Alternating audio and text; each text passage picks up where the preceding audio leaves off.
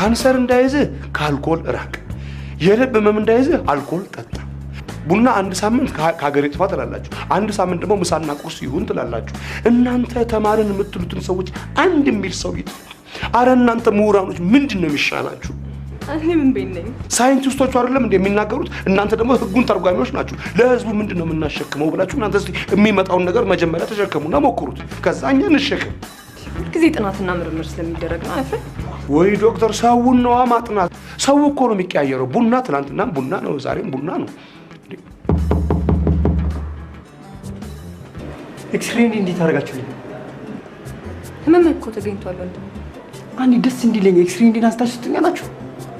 ላንሳው ዶክተር? አንዴ ልብሴን ቀይሬ እንዴ።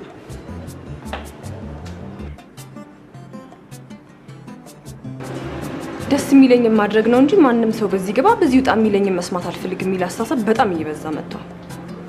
ይሄ ከሆነ እኮ ህክምናን ባላስፈልገ ነበር። በሽታ ያነጫንጫል ነው የምትሉት እናንተ እኮ መርፌና ክኒን ማዛችሁን ነው የምታዩት።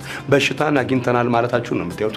እኛ እኮ ከነዚህ ጋር እኮ ነው የምንለው ዶክተር። እንደዚህ መከፈሉን አትይ ዶክተር። ስንት እኮ ፈቅዳ እኔ ደህና ነኝ ግን ይኸው ከነዚህ ጋር ደህና መሆን ራሱ ቀልድ ነው።